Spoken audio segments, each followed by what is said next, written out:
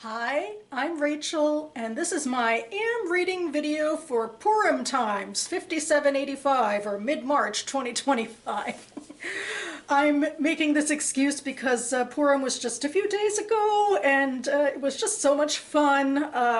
I tend to act, or really I sing with some hammy acting on the side in my synagogue's Purim spiel every year, and we've been on a bit of a roll. Last year we spoofed the Barbie movie and I incorporated that into an Am reading video, and this year we went for a big old medley of Disney songs with satirical lyrics written by some really clever people in the synagogue community. And it was great. And she also, our cantor gave a lot of singing opportunities especially for the women of the choir. We were playing harem maidens a few times, and it was so much fun. And I figured I once again would just share a couple of brief snippets of what I've been up to, around all of my reading of late.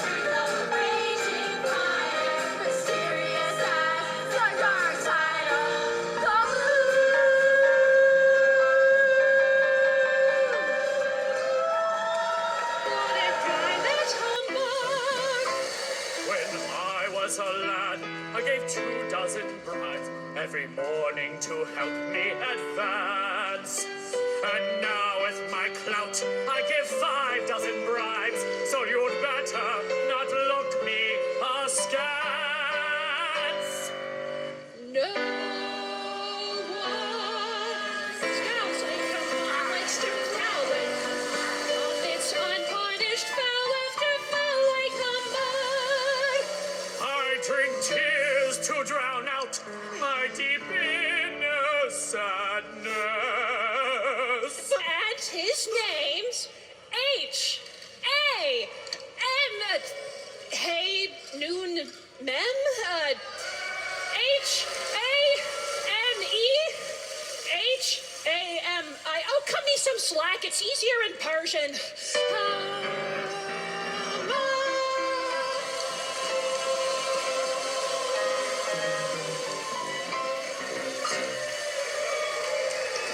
Okay, but to get back on track here, I am here to talk about books and what I've been reading in March now that I have begun my official March reading. That being said, I also can announce that my February of Reading newsletter is live. If you're interested to see some snippets of Goodreads reviews of the books I've read that month, also the literary news that caught my fancy, and I also feature a book pick and a book quote, all sorts of things like that, so see down below. But now that we're, already more than halfway through March, I'm going to get into my, official March scenario here. And as usual with these videos, I'm going to start by reviewing a short story in a literary journal. And for March, I have moved on to a brand new literary journal. This is the New England Review. And let's see, this official edition is volume 45.3. And the short story I'm reviewing, just to get it right, is Tribute by Jessica Treadway. So this is a short story that follows around, I guess, two roommates. It seems like, well, they're both women. We don't get any more of much of a detailed relationship between them, but they seem to be adult women. Sophie is, we find out, someone who is recovering from a cancer diagnosis. We don't get a lot of information about it, but we do know that she is in recovery, that the cancer has been excised. But she has been dealing, I guess, with a lot of anxieties about how she's living her life, about end-of-life stuff. We get some other things in, like, she has an aunt in memory care who sends her, monthly birthday cards that she doesn't want to open because it just freaks her out that, her aunt's, quality of life is diminished, and maybe that could happen to her. And so that's one of the first things that happens at the beginning of the story. But the real inciting incident is that her own oncologist writes her a letter saying that she herself has advanced cancer, and thus she'll have to, move Sophie and all her other patients to, another clinician. And this also freaks Sophie out to the point where she's talking to her roommate Coco about it, and Coco has to give up being obsessed with the biography she's reading and, talk to Sophie instead.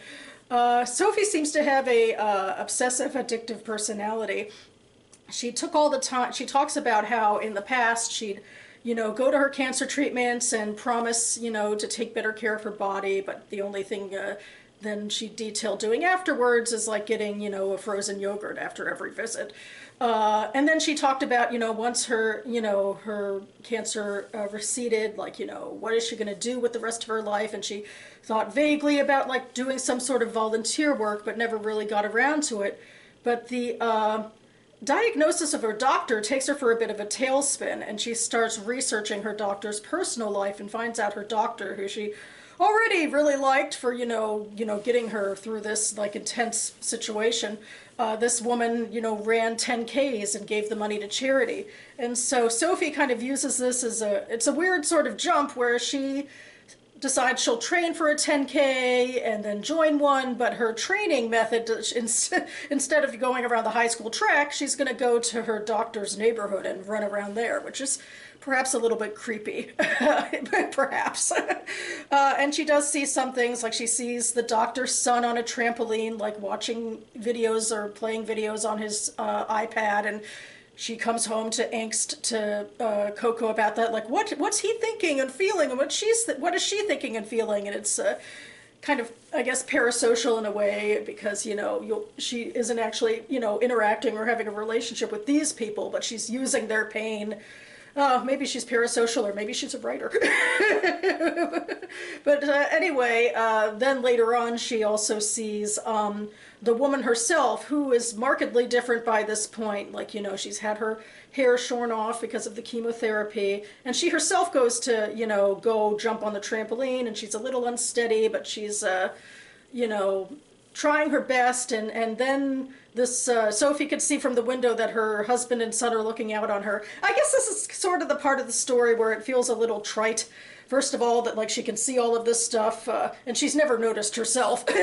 But also, like, it gets into, like, this is sort of the thing that cinches everything together for Sophie, and the minor things that used to annoy her don't annoy her anymore, and she's able to sort of interact with her aunt again, and, just understand that relationship for where it is, and I guess no comment on where she and Coco are. It seemed like they lived pretty separate lives before, where Coco was mostly interested in reading and Sophie was interested in being obsessive.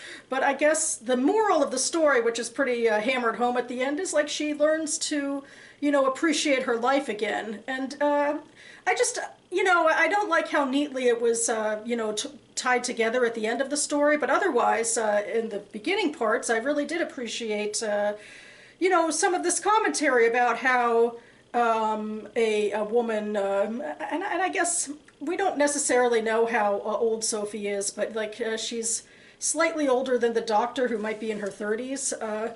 And so, but in any case, now that the cancer's gone, it seems like that Sophie is going to, has some years left in her life. But for a while, obviously, this was a big drain on her life, a big part of her life. And just we get into the realities of what that might feel like for someone, and so I like the setup in the beginning. I wish that the ending wasn't quite as trite. Funnily enough, we're going to stick with the topic of cancer at least a little bit with my first book that I finished, On Fire Island by Jane L. Rosen. This was one of my Raid the Shelves books that I got at a big book haul back in September, and I've been playing the Buzzwordathon all year to try to whittle down that list of books. So this is the March Buzzwordathon pick. And I liked it. Again, I'd already been thinking about cancer a fair bit because of this book, because the premise is that the main character gets cancer as well, and she's very young. She's 37. It's noticed very late, and in fact it's noticed when she's at an ultrasound for her baby. She's pregnant, and it's very advanced by that point, and unfortunately she does die of breast cancer. When I picked up the book to begin with, or what I think, I probably skimmed through reviews too much, because I thought it would be about her end of life, that she'd be going to Fire Island, which is, a real island off of New York, to live out, her last days. And it would be ruminations on how do you want to end your life? But actually, that's not what this is really about at all, because this woman, Julia, is dead for all of the book except for chapter 1. And she is this ghost who goes with her husband back to Fire Island, where they spent their summers for years and years and years. And she's basically snooping in on her neighbors to make sure that they're going to do okay without her. And it's basically a woman's upmarket fiction book, which would just be a cute, quirky book about cute, quirky people in this hyper-specific, location, except that our narrator is a ghost who isn't really interacting with them at all. She's just kind of spying on them. And I guess, this is where maybe I'm too serious for my own good, but it just it was a little freaky, the conceit, because it was so fast. It was like she wasn't even cold in the ground yet. She's saying, well, are they going to get, are they going to move on without me? And she wants them to. She wants them to have a happy life. And I mean, that's great, but I mean, let them grieve you first, at least for a little bit, right? And it's funny, too, how this is tied into Judaism a little bit. She's talked a little with a rabbi in her end-of-life days. And Judaism does, in observant circles, you would follow pretty strict regulations about what you are and aren't allowed to do the first year. You're not just supposed to go out partying immediately after a loved one dies. You're supposed to, actually observe some mourning rituals and not perhaps go out celebrating a lot. Although arguably, going to, stay at a summer home that you already own isn't celebrating. It's just living your life. But anyway, I mean, I think, it's a cute story. I've decided I had fun reading it.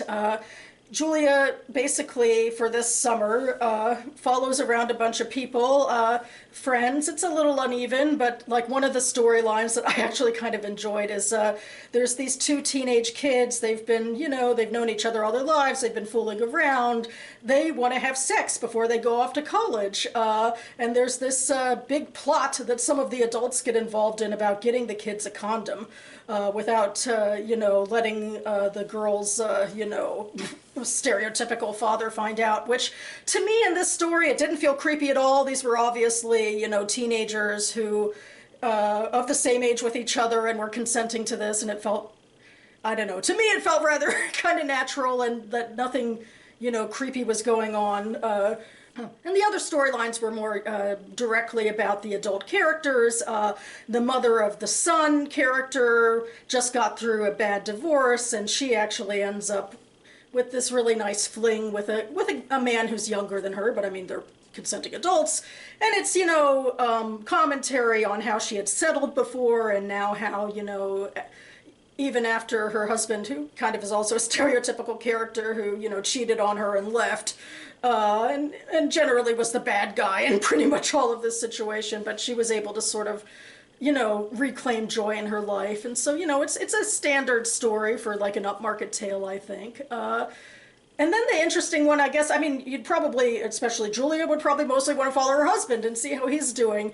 And in one of those other quirks of, small town upmarket fiction, the man who sold them his house has decided he should still be allowed to come in and use it whenever he'd like.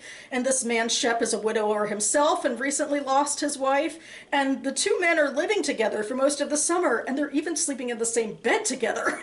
And I feel like the most authentic way for this story to end is, I don't know if it has to be sexual or romantic, but they're obviously in some very intimate relationship with one another. Like, why couldn't, I don't know, why does that, isn't that enough? But instead, of course, there is the hint that maybe Ben will have another girlfriend down the line, which, I don't know, again, this is all a bit sudden, isn't it? Like, maybe it just wouldn't have made sense for Julia to, go away windsurfing in heaven for a year or two, and after that, come back to Fire Island to see how people are doing.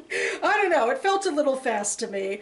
But at the same time, in terms of the context of following quirky characters around their, island community, I think it, basically did the trick of upmarket fiction. But to bring it back to the cancer thing, I guess I'm of two minds of it. Because first of all, there's no shame in saying that it's horrible when a 37-year-old dies of cancer that was discovered, mere months before. I mean, that's just a tragedy. Like, you could understand why people would be put out by that. But at the same time, I get the moral lesson that life does go on, and that, hopefully the living can find solace, and no matter when anyone dies, it'll be tragic if it's, Julia was 97 or 37 or 7. I mean, tragic in different ways to different people about losing a loved one, but for everybody, for all the people who are still alive, the healthy thing to do is ultimately to embrace life again. So I respect that part of the story, but, at the same time, my, I guess, literary snobby mind is like, actually, it's not like you should just get over, a sudden cancer death of a 37-year-old woman. Maybe I'm feeling a little, personally affected as well. I do have a friend in his early 40s who is battling cancer right now, and thank goodness his prognosis is pretty hopeful. His treatment is going well, and God willing, he should be with us for a long time after this. But I don't know, maybe that's what's on my mind a little about this. And I also do feel like because we have a ghost who is not even interacting directly with these characters tell the story, it's a little bit of distance. And, Rosen actually she's written 2 other novels, I think, that are kind of beachy reads like this. Maybe they're also set on Fire Island, I'm not sure. The third one is coming out, I think, in a couple months. But I have to wonder if she's taken away this whole conceit of a ghost sort of, narrating from the sidelines, because it, it doesn't center the actual characters who are the most important to the story, I don't believe. Although I guess if I were to overthink this more and think of Julia as a character who wasn't dead but was at the end of life, this could be moving in a way of like a person who is reaching the end of life, thinking about how moving their life has hopefully been, how much of a good life they've had, which hopefully they have. It seems like if you lived in this community, you have had a good life. And with that, I've probably rambled on more than enough about this book. Speaking of endings, it's a weird transition, but I have finished a fantasy trilogy. This is The Lotus Empire, which is by Tasha Suri, and it is the end of, I think, the Burning Empires trilogy. This is a adult fantasy trilogy, and the last book was one of my anticipated reads of 2024. And in this story, we are following Indian myths in a secondary world based off of Indian culture. And it is a sapphic novel where these 2 leaders, very much from different sides of the track, have come together in a romantic relationship, except that this book opens when there's actually been a huge betrayal between the 2 of them. And it seems like their 2 countries are about to go to war, except that there's a much bigger enemy. These supernatural creatures called the Yaksa, and it really, I have to say, it's a very creative enemy. It's like, it's sort of like these supernatural nature gods that are able to cause all sorts of supernatural destruction to people. And in fact, with one of the protagonists, Priya, she is a priestess. She's part of a temple culture where people have sort of hollowed themselves out through these drowning rituals, and it makes them more powerful, but it also hollows them out for the Yaksa to basically possess them. But I mean, the language is spooky, and there's a lot of just intricate parts of this that just, I like the fantastical nature of that a fair bit. Overall, though, I guess, I don't know, it might be more me than the book itself. I felt a little more distracted. I didn't connect as much with characters and the situation as I hoped. It had been it had been a little while since I've read the last two books. I guess that's part of it. And, you know, it's one of those books that flits around to a lot of different characters. I'm not sure all the time if all of the POVs are needed. I did love the fantastical elements, and I guess, you know, the plot twists and turns of, you know, the two sides trying to fight each other and trying to fight the Yaksa. They were interesting up to a point. There was certainly a lot of intriguing world building about, like, different gods and different religions, but for some reason, which is weird because I'm kind of writing something similar in my own fantasy novel, but none of it fully grabbed me. And I do think that could partially just be because of where I am personally and just, you know, distractions in my own life. But I mean, you could tell she put a lot of work into it. It was nice to tie off the story. I'm in a generous mood, I think, in terms with what how I'm trying to review these books lately. And there was definite sacrifice at the end, you know, for such a, you know, it's a, you know, a big epic story about, like, huge battles and vengeful gods and that sort of thing. So you don't want, the stakes are pretty high and you want them to mean something. And I applaud Suri for how the book ended. And certainly for most people, I think, who made it all the way to book 3, I'm pretty sure that, you know, the characters and the situations really land. And maybe it's one of those things with epic fantasy where you should just read it all in a row or something, or writers should get better at, like, doing, like, recaps at the beginning of the story of each installment. But, you know, overall, you know, I was really glad, you know, I'd been going on a journey with these characters in this situation for a few years now, and I was glad to see them through to the end of it. And the final book I will hold up is Creation Lake by Rachel Kushner. This is literary noir, where I believe an American spy who's kind of working freelance is infiltrating a French anarchist group and might be getting a little enamored herself with a man who is obsessed with Neanderthal culture. And that is all I will say about this book for now, because I am reading this book for the BookTube Prize. The BookTube Prize was started by Robert Sheard in 2019. The intent was for the literary bookdernet community to come together to judge the best of literary fiction and nonfiction published in English in the US the year before. So for 2025, we are reading 2024 releases. We are in the first round of the BookTube Prize, which is 4 rounds of whittling down long lists. So this is the octafinals. I am reading Fiction Group E, and I am pitting this book against 5 others, and in just a mere couple weeks I have to submit my ballot and decide you know, how I want to rank these books and which ones I want to see move on to the quarterfinals. But I can't share my thoughts with you yet because we fellow judges aren't supposed to be influencing each other as we're reading. I did give some preliminary thoughts about my ballot in a video I'll link down below, as well as more information on the BookTube Prize. And that about covers it for me now. Well, I can't talk about my current ballot of the BookTube Prize, but I do monthly take part in a meme called the Would You Read It Challenge, where I look back at ballots of yesteryear and, you know, read the first few pages and discuss them with you. So I think that'll be my next video coming up hopefully this week. Stay tuned for that. And I hope all of you have enjoyed the first half of your month of March reading and are excited for your second half. I hope all of you who celebrated Purim with me had a wonderful hug, and I certainly hope that everyone in my area is hopefully going to be enjoying some nicer, springier weather soon. It's, you know, been a little hot and cold, literally speaking, but hopefully we're getting more into the, you know, the warm front, and there's, you know, trees budding, and the cherry blossoms will be blooming soon, so it's all very exciting. So anyway, thanks so much for watching, everyone, and I'll see you next time.